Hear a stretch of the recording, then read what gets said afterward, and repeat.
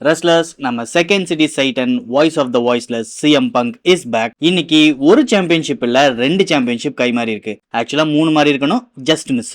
Roman Reigns and Seth Rollins story லைன்ல சின்ன ஒரு டெவலப்மெண்ட். இது எல்லாமே எப்படி எக்ஸிக்யூட் ஆயிருக்குன்னு இந்த எபிசோட்ல நம்ம பார்க்க போறோம். இது உங்க Raw review episode. So time waste பண்ணாம let's get into the show. ஓப்பனிங்கே பார்க்கிங் லாட் தான் காட்டுறாங்க. நம்ம WWE undisputed champion Sami Zayn கார்ல வந்து இறங்குறாரு. அதே பார்க்கிங் லாட்ல அவருக்காக நம்ம கோடி ரோட்ஸ் வெயிட் பண்ணிட்டு இருக்காரு. காரணம் இன்னைக்கு Sami Zayn vs Cody Rhodes for WWE undisputed championship match நடக்க போகுது. நம்ம சேமி ஜெயின் கோடி ரோட்ஸை பார்த்து நான் இன்னைக்கு மேட்ச் லூஸ் பண்ணிடுவேன்னு கண்டிப்பா நினைக்காத, எப்படியாச்சும் நான் தான் இன்னைக்கு மேட்ச் வின் பண்ண போறேன்னு சொல்லி ஒரு சின்னதா வம்பிழுத்துட்டு இருக்காரு. இப்ப திடீர்னு கந்தர் பின்னாடி இருந்து வந்து நம்ம கோடி ரோட்ஸ் அட்டாக் பண்றாரு. அவர் அடிச்சு அப்படியே பக்கத்துல ஒரு டேபிள் இருக்கு, அது மேல ஒரு பவர் பாம். இது எல்லாம் நடக்கும்போது நம்ம சேமி ஜெயின் அங்க நின்று இதை பார்த்துட்டு தான் இருக்காரு. கந்தர் கோடி ரோட்ஸ் அடிச்சதுக்கு அப்புறம் சேமி ஜெயினை பார்த்து நீ கவலைப்பட வேண்டியது கோடி ரோட்ஸ் பத்தி இல்ல, ஏன்னா அந்த சாம்பியன்ஷிப் நோக்கி நான் தான் வரப்போறேன். இன்னைக்கு கோடி ரோட்ஸ் அட்டாக் பண்ணி நான் உன்னை காப்பாத்திருக்கேன், அதனால எனக்கு நன்றி சொல்லணும்னு சொல்லிட்டு அப்படியே பின்னாடி பார்த்தா மறுபடியும் கோடி ரோட்ஸ் தவழ்ந்து வந்துட்டு இருக்காரு. மறுபடியும் ஒரு மூஞ்சிலே ஒரு மிதி. அதுக்கப்புறம் நம்ம கந்தர் கிளம்பி போயிட்டாரு. கோடி ரோட்ஸை காட்டுறாங்க. அவர் காது ஏரியால இருந்து ரத்தம் ஒழுகிட்டு இருக்கு. கிட்டத்தட்ட பயங்கர சுச்சுவேஷன் அவர் கிடக்குறாரு. அடுத்தது நம்ம செத் ராலின்ஸ் ரிங்குள்ள வராரு. உள்ள வந்த ராலின்ஸ் தனக்கும் ரோமன் ரெயின்ஸ்க்கும் வர சம்மர் ஸ்லாம்ல மேட்ச் நடக்க போது அதை பத்தி கொஞ்ச நேரம் பேசுறாரு. அப்படியே ஆடியன்ஸை பார்த்து இந்த ரோமன் ரெயின்ஸ் இந்த கம்பெனிக்குள்ள வந்த டே 1ல இருந்து இந்த மொத்த கம்பெனியுமே அவனை ப்ரொடெக்டா பண்ணிட்டு இருக்கு. நாங்க ஷீல்டா ஒரு டீமாவே உள்ள வந்திருந்தாலும் எங்க எல்லாத்துக்குமே தெரியும் ரோமன் ரெயின்ஸ் தான் தி கையா இருக்க போறான். அவனை பாதுகாக்கிறதுக்கு தான் எங்களை அந்த சைட்ல வச்சிருந்தாங்களோ தவிர ரோமன் ரெயின்ஸ் ஒரு ஸ்டாரா பில்ட் பண்றதுக்கு எங்களை யூஸ் பண்ணிக்கிட்டாங்கன்னு சொல்றாரு. அந்த டைம் பீரியட்ல எங்களோட டியூட்டியே அவனை பத்திரமா பாத்துக்கிறது தான். ஏன்னா அவனுக்கு ஒழுங்கா சண்டை போட வராது, ஒழுங்கா ப்ரோமோ கட் கொடுக்க தெரியாது, அதை எல்லாத்தையுமே நாங்க தான் பாத்துக்கிட்டோம். அவனை ரொம்பவே ப்ரொடெக்ட் பண்ணி வச்சிருந்தோம். காரணம் கம்பெனி அன்னைக்கே அவன் தான் தி முக்கியமான பிளேயர்னு முடிவு பண்ணிட்டாங்க. இந்த ரோமன் ரெயின்ஸுக்கு முன்னாடி இருந்தே யாரை பத்தியும் அக்கறை கிடையாது, எதை பத்தி கவலையே கிடையாது. அவனுக்கு தேவை ஒரே ஒரு விஷயம் தான் பணம். இன்னைக்கு கூட பாருங்க, பணம் கொடுக்காட்டி நான் வரமாட்டேன்னு சொல்லி இந்த ஸ்டேடியத்துக்கே அவன் வரல. அப்ப பாத்துக்கங்க அவன் எந்த அளவுக்கு மணி மோட்டிவேட்டடா இருக்கான். பட் நான் அந்த மாதிரி கிடையாது. என்னோட சின்ன வயசுல இருந்து இந்த ரெஸ்லிங் தான் என்னோட பேஷன். இந்த இடத்துக்கு வர்றதுக்காக என்னோட டீனேஜ்ல இருந்து நான் கஷ்டப்பட்டு ஒவ்வொரு படியா ஏறி இன்னைக்கு இங்க வந்து நின்றுருக்கேன். அப்படி கொஞ்சம் கொஞ்சமா உருவாகி வந்த என் கண்ணு முன்னாடி எனக்கே ஒரு நெப்போ பேபிய டீம்மேட்டா அனுப்பி அவனை என்ன வச்சே பாதுகாக்க சொல்லி அவனை நம்பர் 1 பிளேயரை புஷ் பண்ண நீங்க பிளான் பண்ணா எப்படி என்னால அதை ஏத்துக்க முடியும்? அதனாலதான் நான் ஷீல்ட பிரேக்அப் பண்ணேன், சேரை வச்சு ரோமன் ரெயின்ஸை அட்டாக் பண்ணேன். என் மனசாட்சிக்கு அந்த டைம்ல அதுதான் கரெக்ட்னு பட்டுச்சு. சோ நான் அதை பண்ணேன். அதே மாதிரி கொஞ்சம் வருஷத்துக்கு முன்னாடி ரோமன் ரெயின்ஸ் என்னை பத்தி ஒரு கமெண்ட் சொல்லியிருந்தான். என்னை விட அவன் 10 மடங்கு வேலை கம்மியா தான் பண்றான், அதே நேரத்துல 10 மடங்கு சம்பளம் அதிகமா வாங்குறேன்னு என்ன மார்க் பண்ணியிருந்தான். அது உண்மை, நான் ஒத்துக்கிறேன். ஏன்னா ரோமன் ரெயின்ஸுக்கு இந்த தொழிலை பொறுத்த வரைக்கும் வெறும் பணம் தான் தேவை. ஆனா எனக்கு இந்த பிசினஸ் ஒரு பேஷன். எனக்கு பணத்தை விட பேஷன் தான் வேணுங்கிறதுக்காக நான் மணியை ஒரு பொருட்டாவே பார்க்கல. அவனை விட கம்மியா தான் நான் சம்பளம் வாங்குறேன்னா எனக்கு பிரச்சனை கிடையாது, அவனை விட எக்ஸ்ட்ராவா உழைக்க நான் தயார் இப்படின்னு நம்ம செத் ராலின்ஸ் சொல்லிட்டு இருக்கும்போது திடீர்னு எல்ஏ நைட்டோட மியூசிக் ஹிட் ஆகுது. நம்ம எல்ஏ நைட்டும் ரிங்குள்ள வராரு. அவரு செத் ராலின்ஸை பார்த்து எனக்கு காதே வலிக்குதுடா, எத்தனை டைம்ல நீங்க 2 பேருமே ஒரே ஸ்கிரிப்ட மாத்தி மாத்தி படிச்சிட்டு இருப்பீங்க. உங்க 2 பேர்த்துக்கிட்டே சிம்பிளா ஒரு சீட் கோட் இருக்கு. 2 பேரும் மூஞ்சி பார்த்துட்டு hey big brother, hey small brother, let's do a மேட்ச், ஓகே லெட்ஸ் ஹேவ் a மேட்ச்னு நீங்களே ஃபைனலைஸ் பண்ணிப்பீங்க, நீங்களே ஒரு மேட்ச் வச்சுப்பீங்க. அப்புறம் எனக்கு இன்னொரு விஷயம் தெரிஞ்சாகணும். கிங் ஆஃப் தி ரிங் டோர்னமெண்ட்ல நீ ஃபர்ஸ்ட் மேட்ச்லயே எலிமினேட் ஆயிட்ட. ஆனா இப்ப பார்த்தா சம்மர் ஸ்லாம்ல உனக்கு தான் வேர்ல்ட் ஹெவிவெயிட் சாம்பியன்ஷிப் மேட்ச் கிடைச்சிருக்கு. இது எப்படி சாத்தியம்னு என்னால புரிஞ்சுக்க முடியல. அப்ப நீங்க 2 பேருமே சொல்லி வச்சுதான் வேலை செய்றீங்களா அப்படின்னு சொல்லிட்டு அவர் அக்யூஸ் பண்றாரு. டு பி ஹானஸ்ட் ஒரு விஷயத்தை நம்ம ஒத்துக்கிட்டே ஆகணும். செத் ராலின்ஸ் உள்ள வந்து ஆல்மோஸ்ட் ஒரு 5 நிமிஷம் பேசியிருப்பாரு. கிரௌட் எல்லாருமே கொஞ்சம் சைலண்டா தான் கவனிச்சிட்டு இருந்தாங்க. ஆனா எல்ஏ நைட் உள்ள வந்து இந்த மொத்த கிரௌடையுமே கவர் பண்ணிட்டு போயிட்டாரு. தலைவன் ஒரு 3 to 4 நிமிஷம் தான் பேசியிருப்பான். பூராவுமே கூஸ்பம்ப். அதாவது அந்த மனுஷன் உள்ள வந்த டைம்ல இருந்து பாத்தீங்கன்னா இந்நேரம் கண்டிப்பா அவர் வேர்ல்டு சாம்பியனா மாறி இருக்கணும். ஆனா WWE பின்னாடி நடக்கிற பாலிடிக்ஸ்னால அவரால் இன்னும் அந்த டைட்டில் கிட்ட நெருங்கவே முடியல. ரெகுலரா WWE ஃபாலோ பண்ணிட்டு இருக்க ஃபேன்ஸுக்கு அது ரொம்பவே தெளிவா தெரியும். சோ அந்த மனுஷன் இவங்க 2 பேர்த்தையும் கம்ப்ளைண்ட் பண்ணி போட்டு ரோஸ்ட் பண்ணும்போது கேட்கவே அவ்வளவு கூஸ் பம்பா இருந்துச்சு. ஏன்னா அந்த மனுஷன் சொன்ன ஒவ்வொரு விஷயமுமே உண்மை. இவனுக்கு 2 பேருமே சேர்ந்து வேற எந்த பிளேயரையுமே மேல வர விடாம பாத்துக்கிறாங்க.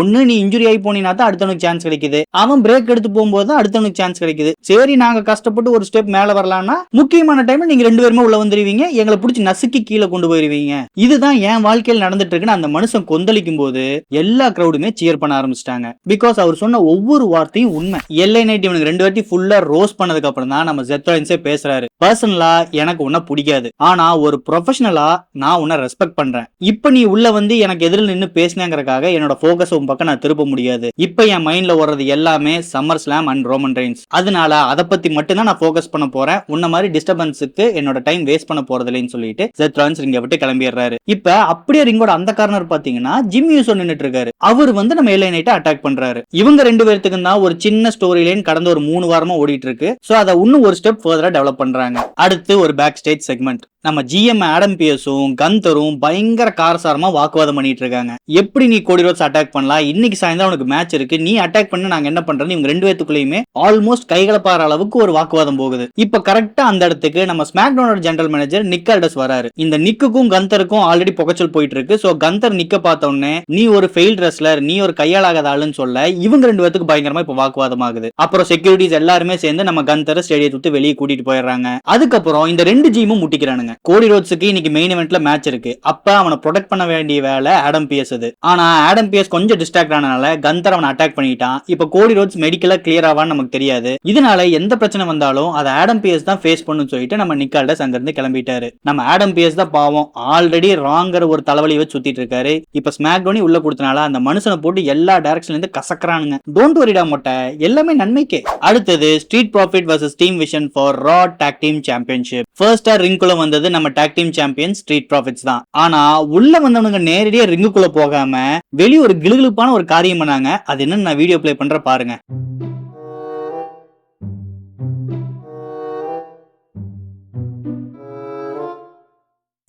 உனக்கு ஒன்னும் கொஞ்ச நாள்ல குழந்தை பிறக்க போகுதுடா, கொஞ்சமாச்சும் அப்பா மாதிரி நடந்துக்கடா. வெளியே இருக்கிற செக்யூரிட்டி முன்னாடி இந்த ஆட்ட ஆட்டுற எதுக்கு? ரெண்டாவதா தான் நம்ம டீம் விஷன் ரிங்குக்குள்ள வராங்க. பட் அவங்க ரிங்குக்குள்ள வர்றதுக்கு முன்னாடி கொரில்லா பொசிஷனை காட்டுறாங்க. கரெக்டா நம்ம பால் ஹேமன் அங்க நின்னுட்டு இருக்காரு. டீம் விஷனை பார்த்து நான் போன இந்த கேப்ல செத் ராலின்ஸ் கிட்ட தோத்து போயிட்டீங்க, அதே மாதிரி ஜோ ஹென்ரில ஒரு ஆளா அவங்ககிட்டயும் தோத்து போறீங்க. போன வாரம் நான் ரிட்டர்ன் வந்தோடனே வந்து கூப்பிட தெரியுது இல்ல, முதல்ல என்ன வந்து கூப்பிடுறீங்கன்னா உருப்படியே ஏதாச்சும் ஒரு காரியம் பண்ணிட்டு அதுக்கப்புறம் வந்து என்ன கூப்பிடுங்க. இந்த மாதிரி பண்றது எல்லாமே சொதப்பலா பண்ணிட்டு என்ன வந்து தயவு செஞ்சு கூப்பிடாதீங்கன்னு சொல்ல அதுக்கப்புறம் தான் இவங்க ரிங்குக்குள்ளேயே வராங்க. டீம் விஷன்ல Bron Breakker, Austin Theory fight பண்றாங்க. அவங்களுக்கு சப்போர்ட்டா நம்ம லோகன் பால் ரிங் சைடுல தான் ஃபுல் மேட்சும் இருக்காரு. ஓவரால் ரொம்பவே ஒரு நல்ல மேட்ச். எல்லாருமே ஈக்குவலா பெர்ஃபார்ம் பண்ணிட்டு இருந்தானுங்க. ஒரு பாயிண்ட்ல நம்ம லோகன் பால் தன் கையில அந்த பிராஸ் நக்கல் இருக்குல்ல, அதை தூக்கி ரிங்குக்குள்ள வீசுறாரு. ஆனா கரெக்டா ரெஃபரி அதே பார்த்துட்டாரு. இப்ப அந்த பிராஸ் நக்கல் தூக்கி வெளியே போறதுக்காக ரெஃபரி அந்த பக்கம் திரும்ப இன்னொரு பிராஸ் நக்கல் எடுத்து நம்ம லோகன் பால் ரிங்குக்குள்ள வீச அதை யார் எடுக்குதுன்னு இவங்க எல்லாத்துக்குள்ளயும் சண்டை நடக்குது. கடைசியா அந்த பிராஸ் நக்கல் நம்ம ஆஞ்சலோ டாக்கின்ஸ் கையில தான் போய் நிக்குது. அவரும் அதை தூக்கி கையில போட்டுட்டு நம்ம ஆஸ்டின் தியரி குத்தலான்னு ரெடியாய் நின்னுட்டு இருக்காரு. திடீர்னு பார்த்தா நம்ம மேக்ஸின் டுப்ரி ரிங்குக்குள்ள வராங்க. நம்ம ஏஞ்சலோ டாக்கின்ஸுக்கு ஒரு லோ ப்ளோ, அவ்வளவுதான். அந்த மனுஷன் ஃபிளாட் ஆயிட்டான். அவனை அப்படியே தூக்கி பின்ஃபால் பண்ணி இந்த மேட்சோட winner and new WWE Raw tag team champions team vision. Match முடிஞ்சதுக்கு அப்புறம் டீம் விஷன் ரிங்குக்கு வெளியே நின்னு செலிப்ரேட் பண்றாங்க. இப்போ நம்ம மேக்ஸின் டுப்ரி அப்படியே ஓடி வந்து ஆஸ்டின் தியரியோட மடியில ஏறி உட்கார்ந்து ஒரு பச்சக் பச்சக். இப்ப டாக் டீம் சாம்பியன்ஷிப் வின் பண்ண அந்த சந்தோஷத்தோட கிளம்பலாம்னு சொல்லி பார்க்கிங் லாட்டுக்கு நம்ம டீம் விஷன் வராங்க. கரெக்டா அங்க நம்ம பால் ஹேமன் வெயிட் பண்ணிட்டு இருக்காரு. சாம்பியன்ஷிப் வின் பண்ணிட்டேன்னு ரொம்ப சந்தோஷப்படாதீங்க, இதுதான் முதல் ஸ்டெப். இன்னும் நீங்க நிறைய விஷயங்கள் பண்ண வேண்டியது இருக்கு, அதனால இப்பவே ஓவரா சந்தோஷப்படாதீங்கன்னு அட்வைஸ் பண்றாரு. அப்படியே இந்த டீம்ல ஒருத்தருக்காச்சும் புத்தி ஒழுங்கா வேலை செய்யுது, அதனாலதான் மறுபடியும் இந்த சாம்பியன்ஷிப் வின் பண்ணிருக்கீங்கன்னு சொல்ல ஆஸ்டின் தியரி தனக்கு தான் சொல்றாரு நினைச்சு தேங்க்ஸ்ங்கறாரு. உடனே அவன் மூஞ்சி பார்த்து நான் உன்னை பார்த்து சொல்றா தம்பி, மேக்ஸின் டுப்ரி பார்த்து சொன்னேன்னு சொல்லிட்டு இவர் கிளம்பிட்டாரு. இவங்களுக்கு ஒண்ணுமே புரியல. என்னடா அப்ப மேக்ஸின் டுப்ரி நம்ம டீம்ல சேர்ந்துட்டாளா, சரி ஓகே சேர்ந்துட்டா ஜாலின்னு சொல்லிட்டு எல்லாருமே கார்ல ஏறி கிளம்பிட்டாங்க. ஆக்சுவலா இந்த மேக்ஸின் அண்ட் ஆஸ்டின் தியரியோட ஸ்டோரி லைன் ரொம்ப காலமா இழுத்துட்டு வந்துட்டு இருந்தாங்க. போன வாரம்லாம் இனிமேல் இந்த ஸ்டோரி லைன் கண்டினியூ ஆகாது போலங்கிற நிலைமைக்கு போய் நின்னுச்சு. பட் பரவாயில்ல, திடீர்னு ஒரு ஷாக்கர் மாதிரி கொடுத்து மறுபடியும் உள்ள கொண்டு வந்துட்டாங்க. ஆனா இதுல வருத்தமான விஷயம் என்னன்னா ஸ்ட்ரீட் ப்ராஃபிட்ஸ் கையில வெறும் ஒரு 2 to 3 வாரம் தான் சாம்பியன்ஷிப்பே இருந்திருக்கு. கொடுத்த வேகத்திலேயே புடுங்கிட்டீங்க பாவிகளா. அது சரி, இந்த சாம்பியன்ஷிப்பே சீக்கிரம் சொன்னா இன்னொருத்தர் இருக்கான், அது மெயின் இவெண்ட்ல பார்ப்போம். அடுத்தது Sol Ruca versus Raquel Rodriguez for women intercontinental championship. Overall ஒரு நல்ல மேட்ச். இருந்தாலும் இந்த மேட்ச்ல நிறைய மிஸ்டேக்ஸ் இருந்துச்சு. ஆனா அந்த மிஸ்டேக்கு நம்ம ஃபோக்கஸ் போறதுக்கு முன்னாடி சக் சக்குன்னு இவங்க அடுத்த மூவ்ஸுக்கு போயிட்டாங்க. நம்மளும் அந்த மேட்சோட அப்படியே மூவ் ஆன் ஆயிட்டோம், which is really a good improvement. யூசுவலா இந்த ரிக்கல் ராட்ரிகஸ் மேட்ச் பாத்தீங்கன்னாவே இவங்க தான் எப்பயுமே டாமினன்ட்டா இருப்பாங்க, ஆப்போனன்ட் அடி வாங்குற மாதிரி தான் எப்பயுமே கேரக்டரைஸ் பண்ணுவாங்க. ஆனா இந்த மேட்ச் அப்படி இல்ல, ரெண்டு பேருமே ஈக்குவலா அடிச்சுக்கிட்டாங்க. ஒரு பாயிண்ட்ல பாத்தீங்கன்னா சோல் ருகா அப்பர் ஹேண்ட் போவாங்க, அப்புறம் திடீர்னு ரிக்கல் ராட்ரிகஸ் அப்புறம் போவாங்க. சோ இதுல ஒரு அண்டர் டாக், இதுல ஒரு அப்பர் டாக் கான்செப்டே இல்ல. ரெண்டு பேருமே ஈக்குவலா ஃபைட் பண்ணிக்கிட்டாங்க. ஒரு பாயிண்ட்ல நம்ம சோல்டருக்கா அவங்களோட ஸ்மாக் போடுறதுக்காக ரெடி ஆயிட்டு இருக்காங்க. திடீர்னு நம்ம ராக்ஸைன் ரிங்கோட அந்த கார்னர்ல வந்து நிக்க ரெஃப்ரி அவங்கள துரத்துறன்னு அந்த பக்கம் போய் நிக்கிறாங்க. இப்ப சோல்டருக்கா ஸ்மாக் போடலான்னு கரெக்டா ரிங்ல கிளைம் பண்ணும்போது அவங்க காலை வந்து லிவ் மார்கன் புடிச்சு கீழே இழுக்கிறாங்க. இந்த டிஸ்ட்ராக்ஷன் அழகா யூஸ் பண்ணி ரிக்கல் ராட்ரிகஸ் அவங்கள தூக்கி அவங்களோட ஸ்மாக் போட்டு பின்ஃபால் பண்ணலான்னு பார்த்தா கிக் அவுட். நல்ல வேலை இந்த சாம்பியன்ஷிப் கை மாறுன்னு நினைச்சேன், ஜஸ்ட் மிஸ். அதுக்கப்புறம் சோல்டருக்காக சப்போர்ட்டா நம்ம யோஸ்கே உள்ள வராங்க. ராக்ஸைன் மற்றும் லிவ் மார்கன் ரெண்டு பேர்த்தையும் அடிச்சு தூக்குறாங்க. இத பார்த்து நம்ம ரிக்கல் ராட்ரிகஸ் டிஸ்ட்ராக்ட் ஆக அவங்களுக்கு அழகா தன்னோட ஸ்மாக் சோல் ஸ்நாச்சர் போட்டு பின்ஃபால் பண்றாங்க. சோ இந்த மேட்சோட winner and still intercontinental champion சோல்டருக்கா. அடுத்து நம்ம பால் ஹேமன் ரிங்குள்ள வராரு. வர்ற சம்மர் ஸ்லாம்ல Brock Lesnar versus Oba Femi in hell in a cell match finalise ஆயிருக்கு. சோ அத பத்தி தான் பேசறதுக்கு மனுஷன் வந்திருக்காரு. ரொம்பவே வளவளன்லாம் பேசல, இது ஹெல் இன் அ செல் மேட்ச். அந்த கூண்டுக்குள்ள வச்சு ஓபாஃபெமியை நம்ம பிராக் லெஸ்னர் டெஸ்ட்ராய் பண்ண போறாருன்னு வார்னிங் கொடுத்துட்டு பால் ஹேமன் கிளம்புறாரு. கரெக்டா அவர் கிளம்பும் போது ஓபாஃபெமியோட மியூசிக் ஹிட் ஆகுது. நம்ம ஓபாஃபெமி ரிங்குள்ள வராரு. நம்ம பால் ஹேமனை பார்த்து எதை வச்சு பிராக் லெஸ்னர் தோக்கடிப்பான்னு சொல்ற, கொஞ்சம் எனக்கு எக்ஸ்பிளைன் பண்ணேன்னு சொல்லி கேக்குறாரு. இது ஹெல் இன் அ செல் மேட்ச். இந்த மேட்சை கிரியேட் பண்ணதே நம்ம அண்டர்டேக்கர். ஆனா இந்த அண்டர்டேக்கரையே ஹெல் இன் அ செல் மேட்ச்ல வச்சு நம்ம பிராக் லெஸ்னர் வின் பண்ணிருக்காரு. ஒரு தடவை இல்ல, ரெண்டு தடவை. இதே மாதிரி கூண்டு வச்ச கான்செப்ட் தான் நம்ம UFC. அதுலயே போய் அங்கிருந்த பிளேயரை அடிச்சு துவச்சிட்டு வந்திருக்காரு நம்ம பிராக் லெஸ்னர். அதனால இந்த ஹெல் இன் அ செல்ங்கிற கூண்டு பிராக் லெஸ்னரோட ஆக்டகான். இதுக்குள்ள பிராக் லெஸ்னர் தான் ராஜா, யாருனாலே அவரை தொட முடியாது. அந்த மாதிரி ஒரு கூண்டு செட்டப்குள்ள நீ இப்ப பிராக் லெஸ்னர் கையில மாட்டிருக்க, கண்டிப்பா உன்னை அடிச்சு அவன் தோக்கடிப்பான்னு பால் ஹேமன் சவால் வர்றாரு. ஆனா இது புரியாம பிராக் Lesnar Hell in a cell match கேட்ட உடனேவே நீ முட்டாள்தனமா ஒத்துக்கிட்ட, அதனால நீ தோத்து போறதுக்கு இப்ப இருந்தே ரெடி ஆகிக்கடா தம்பின்னு சொல்ல ஓபாஃபெமி சிரிச்சுட்டு, நான் ஆல்ரெடி பிராக் லெஸ்னரோட மண்டக்குள்ள போயிட்டேன். இத்தனை வாரமா நான் ஒவ்வொரு டைமும் ப்ரோமோ கட் பண்ணும்போது பிராக் லெஸ்னர் வம்பிழுத்துட்டே தான் இருந்தேன். இது எல்லாத்தையுமே பிராக் லெஸ்னர் லிசன் பண்ணிட்டு தான் இருந்திருக்கான். ஒரு பாயிண்ட்டுக்கு அப்புறம் அதை பொறுக்க முடியாம வந்து இப்ப என்ன அட்டாக் பண்ணிருக்கான். நீங்க எல்லாருமே நினைச்சிட்டு இருக்கீங்க பிராக் லெஸ்னர் என்ன அட்டாக் பண்ணிருக்கான்னு. ஆனா ஆல்ரெடி நாம மைண்டுக்குள்ள கேம் ஆட ஆரம்பிச்சிட்டேன். அதே மாதிரி இந்த ஹெல் இன் அ செல் கேஜுக்குள்ள பிராக் லெஸ்னரையே அடிச்சு நான் தோக்கடிப்பேன்னு சொல்லி இவரு சவால் வர்றாரு. கடைசியா ஹேமன் கிட்ட, நான் உங்ககிட்ட ஒரு மெசேஜ் தரேன், அதை போய் பிராக் லெஸ்னர் கிட்ட சொல்லு. In summer slam I will meet you in ஹெல்னு பிராக் லெஸ்னருக்கு பால் ஹேமன் மூலியமா ஒரு தூது விடுறாரு. அடுத்து ஒரு பேக் ஸ்டேஜ் செக்மெண்ட். நம்ம சேமி ஜெயின் அவரோட மேட்சுக்காக ரெடி ஆயிட்டு இருக்காரு. கரெக்டா நம்ம ஜாக்கி வந்து அவர் இன்டர்வியூ எடுக்கிறாங்க. கோடி ரோட்ஸ் மெடிக்கலா அன்கிளியர்னு சொல்லிட்டாங்க. சோ நீங்க என்ன பண்ண போறீங்கன்னு கேட்க சேமி ஜெயினுக்கு ஒரே சந்தோஷம். எனக்கு சத்தியமா தெரியாது கோடி ரோட்ஸ் மெடிக்கலா அன்கிளியர்னு, நீ சொல்லிதான் அதை நான் தெரிஞ்சுக்கிறேன். அப்ப எனக்கு இன்னைக்கு மேட்ச் நடக்க போறது இல்ல, சரி நானும் பேசாம கிளம்புறேன். ஏன்னா முதல்ல இருந்தே எனக்கு ஒரு விஷயம் புரியல, நான் ஸ்மாக்டவுனோட சாம்பியன், நான் எதுக்கு ரால வந்து என்னோட சாம்பியன்ஷிப் டிஃபெண்ட் பண்ணும்? இதுவே டெக்னிக்கலா தப்பு. பேசாம நான் முதல்ல கிளம்புறேன், ஸ்மாக் டவுன்ல போய் அங்க இத பத்தி என்ன பண்ணலாம்னு டிஸ்கஸ் பண்ணிக்கலாம் அப்படின்னு சொல்லிட்டு மனுஷன் கிளம்பலான்னு பார்த்தா கரெக்டா நம்ம GM ஆடம் பேஸ் அங்க வந்து நிக்கிறாரு. நான் இந்த சிகாகோ ஆடியன்ஸுக்கு இன்னைக்கு அன்டிஸ்பியூட்டட் சாம்பியன்ஷிப் மேட்ச் இருக்குன்னு சத்தியம் கொடுத்துட்டேன். சோ என்னால அதுல இருந்து மீற முடியாது. ஆதலால் கண்டிப்பா இன்னைக்கு உனக்கு மேட்ச் இருக்க தான் போகுது. ஆப்போனன்ட் யாருன்னு நான் ஃபைனலைஸ் பண்ணி சொல்றேன்னு சொல்லிட்டு அவர் கிளம்பிடுறாரு. சேமி ஜெயினுக்கு இப்ப பயங்கரமான குழப்பம். தப்பிச்சு போயிடலான்னு பார்த்தா அதெல்லாம் போக கூடாதுன்னு புடிச்சு உட்கார வச்சிட்டீங்க. சரி கோடி ரோட்ஸ் தான் ப்ரிப்பேர் ஆகலான்னு பார்த்தா இப்ப ஆப்போனன்ட் யாருன்னு தெரியல. ஆனா எனக்கு தெரியுமே, நம்ம சிங்கம் 2 படத்துல ஆபரேஷன் டி ஃபார் துரை சிங்கம் இல்லடா, ஆபரேஷன் டி ஃபார் டேனின்னு சொல்லுவார்ல, அதே மாதிரி நீ சிகாகோன்னு கூவும் போது உள்ள யாரு வர போறான்னு புரிஞ்சு போச்சு. அப்படியே இது பெரிய சிதம்பர ரகசியம் போடாடே மொட்டை. அடுத்தது Chad Gable and Dragon Lee versus Rusev and Ethan Page. அடுத்த வாரம் நம்ம இன்டர்கான்டினென்டல் சாம்பியன்ஷிப்புக்கு நம்பர் 1 கண்டெண்டர் மேட்ச் நடக்க போகுது. அது ஒரு காட்லின் மேட்ச். அதுல மொத்தம் 7 பேர் இருக்காங்க. அதுல இந்த 4 பேருமே இருக்காங்க. ஷோ ஆரம்பிக்கும் போது ஒரு சின்ன பேக் ஸ்டேஜ் செக்மெண்ட் நடக்குது. கரெக்டா நம்ம பென்டாவை இன்டர்வியூ எடுத்துட்டு இருக்கும்போது அவர் இந்த ஈத்தன் பேஜ் ரூசேவ் வந்து வம்பிழுக்கிறாங்க. இப்ப பென்டாக்கு சப்போர்ட்டா சாட் கேபிள் டிராகன் லீ அங்க வராங்க. அங்க ஒரு சின்ன கலவரமாகுது. இதோட விளைவாதான் இப்ப இந்த மேட்ச் நடக்குது. இந்த மேட்சே ஒரு action packed fast paced match. சும்மா மாத்தி மாத்தி அந்த கார்னர் இந்த கார்னர் அடி விழுந்துகிட்டே இருக்கு. என்னதான் நம்ம baby face Chad Gable Dragon லீயும் முக்கிய அடிச்சாலும் கடைசியில நம்ம ரூசேவ் இந்த டிராகன் லீ போட்டு அடிச்சு மொத்தி அவரோட லாக் ஆங்கிளே போட்டு உட்கார்ந்துட்டாரு. ஒரு பாயிண்ட்க்கு அப்புறம் டிராகன் லீயால ஒண்ணும் பண்ண முடியல, அவரும் கிவ் அப் பண்ணிட்டாரு. சோ இந்த மேட்சோட winner Rusev and Ethan Page. Match முடிஞ்சதுக்கு அப்புறம் சாட் கேபிள் அட்டாக் பண்றாங்க. இப்ப சாட் கேபிளை காப்பாத்துறதுக்காக நம்ம ஜோ ஹென்றி உள்ள வராரு. காரணம் இவரும் அந்த காட்லின் மேட்ச்ல இருக்காரு. இப்ப உள்ள வந்த ஜோ ஹென்ரிக்கும் அடி உழுகுது. அவரையும் அடிச்சு கடைசியா அந்த ஆங்கிளே லாக் போட்டு உட்கார்ந்துட்டாரு. அந்த மனுஷனும் வழி தாங்க முடியாம ஐயோ அம்மானு கத்த, அதுக்கப்புறம் செக்யூரிட்டிஸ் ரெஃபரின்னு எல்லாரும் வந்து பிரிச்சுதான் நம்ம ரூசேவை கூட்டிட்டு போறாங்க,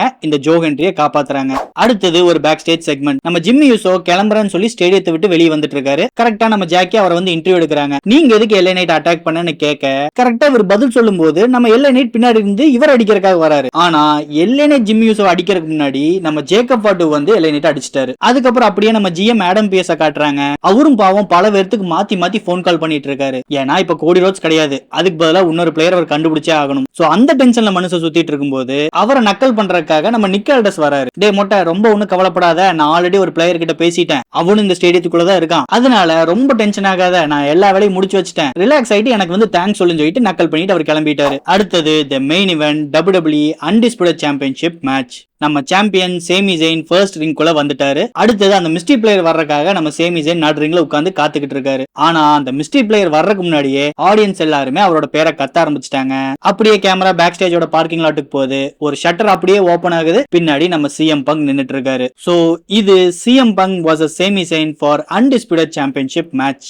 எனக்கு பர்சனலா இந்த ஓப்பனிங் ஸ்டைல் பிடிக்கல. ஏன்னா சிஎம் பங்க் உள்ள வர்றதுக்கு முன்னாடி அந்த கிளிச் சவுண்ட் வரணும், அதுக்கப்புறம் அந்த மனுஷன் நீங்க பேக் ஸ்டேஜ்ல காட்டினீங்கன்னா நல்லா இருக்கும். ஆனா மியூசிக் வர்றதுக்கு முன்னாடியே சிஎம் பங்க காட்டிடுறீங்க. அந்த மனுஷனும் ஒரு 30 செகண்ட் நடந்து வராரு வித் நோ மியூசிக். அவரு அந்த கொரில்லா பொசிஷனுக்கு பக்கத்துல வந்ததுக்கு அப்புறம் தான் நீங்க மியூசிக்கே போடுறீங்க. உங்களுக்கு மேபி அது நல்லா இருக்கிற மாதிரி தோணலாம். ஆனா as a hardcore CM bunk ஃபேனா எனக்கு இது சுத்தமா பிடிக்கல. சின்ன வயசுல இருந்து சிஎம் பங்க் ஃபேனா இருக்கிற எனக்கே இது பிடிக்கலைன்னா உண்மையிலேயே அது நல்லா இல்லைன்னு அர்த்தம். அட்லீஸ்ட் நீ வர்ற ஃபியூச்சர்ல இதை மாத்திக்கிட்டீங்கன்னா கொஞ்சம் நல்லா இருக்கும். இல்லைன்னா சைலண்டா இருக்காம அட்லீஸ்ட் அவரோட இனிஷியல் ஸ்டேஜ்ல இந்த தீம் மியூசிக் ஆச்சு பிளே பண்ணுங்க. பக்கத்துல வந்ததுக்கு அப்புறம் புது தீம் மியூசிக் வந்துக்கலாம். ஆடியன்ஸ் கத்துறத கேட்கணுங்கிறதுக்காக நீங்க சைலண்ட் விடுறீங்க பாத்தீங்களா, அது என்னமோ மொத்த மொமெண்டத்தையுமே கீழே இறக்குற மாதிரி ஃபீல் ஆகுது. This is my opinion. உங்களுக்கு மாற்று கருத்து இருந்தா கமெண்ட்ஸ்ல சொல்லுங்க. நம்ம தலைவன் சிஎம் பங்க் நம்ம நினைச்ச மாதிரியே பயங்கர ஜாக்கெட்டா இருக்காரு. ஆனா பஃப்டா இல்ல. நான் கொஞ்சம் சைஸ்ல ஏறி இருப்பாருன்னு நினைச்சேன். இருக்கிற சைஸ்ல நல்ல மசில் மாஸ் ஆட் பண்ணிருக்காரு. அவரோட இத்தனை வருஷ கரியர்லயே எனக்கு தெரிஞ்சு இப்பதான் ஒரு பர்ஃபெக்டான ஷேப்ல இருக்காரு. ஓவரால் இது ஒரு செம்மையான மேட்ச். ஃபர்ஸ்ட் டைம் நான் சேமி ஜெயின் ரெட் ஸ்மாக் போட்டு பாக்குறேன், அதுவும் ஜிடிஎஸ் போட்டு பாக்குறேன். என்ன சேமி ஜெயின் மட்டும்தான் ரெட் ஸ்மாக் போடுவானா, நானும் போடுவேன்னு சொல்லிட்டு சிஎம் பங்க் எக்ஸ்போர்டர் போறாரு. அதுக்கப்புறம் ஹலுபா கிக் போறதா ஓடி வராரு. அவர் அப்படியே கேட்ச் பண்ணி சேமி ஜெயின் மறுபடியும் ஒரு ரெட் ஸ்மாக் ஜிடிஎஸ் போட்டு உடனுக்குடன் ப்ளூ தண்டர் பாம் போட்டு பின்ஃபால் பண்றாரு. ஆனா கிக் அவுட். அந்த சீக்வன்ஸே அவ்வளவு சூப்பரா இருந்துச்சு. மாத்தி மாத்தி ரெட் ஸ்மாக் கொடுக்குது, கடைசில இவரோட ஸ்மாக்கும் போறாரு. ஒரு பாயிண்ட்டுக்கு அப்புறம் சேமி ஜெயின் பயங்கரமா இரிட்டேட் ஆயிட்டாரு. என்னடா பண்றேன்னு தெரியாம இந்த கையில ஒயிட் கலர் டேப் சுத்தி இருப்பார்ல, அதெல்லாம் கழட்டி போட்டு சிஎம் பங்கு பலார் பலார்னு அப்புறாரு. எனக்கு தெரிஞ்சு சேமி ஜெயின் அந்த கையில் இருக்கிறத கழட்டி எல்லாம் இது வரைக்கும் பார்த்ததே இல்ல. மேட்ச்ல சண்டை ஓடுவாரு, அடி வாங்குவாரு, வின் பண்ணுவாரு, இல்ல தோத்து போவாரு. பட் இரிட்டேட் ஆகி இப்படி பண்ணி நான் இது வரைக்கும் பார்த்தது இல்ல. மேபி ஒரு ஹீலிஷ் காட்டுறதுக்காக இந்த மாதிரி பண்றாங்களா என்னமோ, பட் பாக்குறதுக்கு நல்லா இருந்துச்சு. சேமி ஜெயின் அப்புன்னு அப்புல நம்ம சிஎம் பங்க் எனர்ஜி ஆயிட்டாரு. சேமி ஜெயினை புடிச்சு அடிச்சு கார்னர்ல தள்ளி இப்ப ப்ராப்பரான ஒரு ரெட் ஸ்மாக் ஹலுபா கிக் கொடுக்குறாரு. அதுக்கப்புறம் தன்னோட ஸ்மாக் ஜிடிஎஸ் போட்டு பின்ஃபால் பண்ணி இந்த மேட்சோட winner and new WWE undisputed champion CM Punk. என் தலைவன் சிஎம் பங்க் ஜெயிச்சிட்டான்னு சந்தோஷப்படுறதா, இல்ல பாவப்பட்டு இந்த சேமி ஜெயின் கிட்ட இருந்து வெறும் 9 நாள் தான் சாம்பியன்ஷிப் கொடுத்து புடுங்கிட்டீங்களேன்னு வருத்தப்படுறதா? ஐ மீன் இதுல எந்த எமோஷன் காட்டுறதுன்னு எனக்கு தெரியல. சரி பரவாயில்ல, எப்படி பார்த்தாலும் இனிமேல் சிஎம் பங்க் ஸ்மாக் டவுனுக்கு மூவ் ஆயிடுவாரு. ஏன்னா அவர் அன்டிஸ்பியூட்டட் சாம்பியன். இந்த மனுஷன் போனதுக்கு அப்புறமாச்சு ஸ்மாக் டவுனோட லெவல கொஞ்சம் தூக்குவீங்கன்னு நம்புறேன். தயவு செஞ்சு தூக்கி தலைவா. ஒவ்வொரு வாரமும் என்னால ஸ்மாக் டவுன் பார்க்க முடியல. ஆனா ஒரு விஷயத்தை கவனிச்சு பாருங்களேன், மனுஷன் ரெசல்மேனியால வேர்ல்ட் ஹெவிவெயிட் சாம்பியன்ஷிப் தோத்துட்டு வெளியே போனா இன்னைக்கு தான் ரிட்டர்ன் வந்திருக்கான். வந்த உடனே WWE அன்டிஸ்பியூட்டட் சாம்பியனா மாறிட்டான். ஒரு லிமிட்டுக்கு மேல உங்களோட ஸ்டார் பவர் போயிருச்சுன்னா எந்த அளவுக்கு பேக் ஸ்டேஜ் பாலிடிக்ஸ் பண்ண முடியுது? அப்புறம் இன்னொரு 24 மணி நேரத்துல சிஎம் பங்க் ஜட்டிக்கு பதிலா இந்த பெல்ட்டை கட்டிட்டு இருக்கிற மாதிரி ஒரு போட்டோ ரிலீஸ் ஆகும். காத்திருப்போம். ரெஸ்லர்ஸ் நம்ம முன்னாடியே பிரெடிக்ட் பண்ண மாதிரி வர்ற சம்மர் ஸ்லாம்ல CM Punk vs Cody Rhodes for undisputed championship இப்ப கிளியர் ஆயிருச்சு. இனி இதுக்கான டெவலப்மெண்ட் நமக்கு ஸ்மாக் டவுன்ல தெரிஞ்சிரும். அது போக இன்னைக்கு ஷோ ஓவரால் நல்லா தான் இருந்துச்சு. பேக் ஸ்டேஜ் செக்மெண்ட்ட நிறைய ஃபில்லர்ஸ் வச்சிருந்தாலும் மேட்ச் அண்ட் பெர்ஃபார்மன்ஸா இன்னைக்கு ஓவரால் நல்லா தான் இருந்துச்சு. சோ உங்களுக்கு டைம் இருந்தா தாராளமா 3 மணி நேரம் ஸ்பெண்ட் பண்ணி நீங்க இந்த எபிசோட பார்க்கலாம். ஆனா இது என்னோட ஒப்பீனியன் தான். உங்களோட கருத்து என்னன்னு மறக்காம கமெண்ட்ஸ்ல லீவ் பண்ணுங்க. இந்த வீடியோ பிடிச்சிருந்தா லைக் பண்ணுங்க. அப்படியே ப்ரோ ரெஸ்லிங் பார்க்கக்கூடிய உங்க ஃப்ரெண்ட்ஸுக்கு இந்த சேனலை ஷேர் பண்ணுங்க. ரொம்ப முக்கியமா சப்ஸ்கிரைப் பண்ணுங்க. அப்படியே அந்த பெல் ஐகானை டச் பண்ணி விடுங்க. அப்பதான் நான் வீடியோ போட்ட உடனே உங்களுக்கு நோட்டிபிகேஷன் வரும். கொஞ்சம் சீக்கிரமா 20K சபுக்கு தூக்கி விடுங்க. அவ்வளவுதான் ரெஸ்லர்ஸ். அடுத்து வேறொரு ப்ரோ ரெஸ்லிங் வீடியோல நான் உங்களை சந்திக்கிறேன். அது வரைக்கும் it's me Veera signing off. Until next time.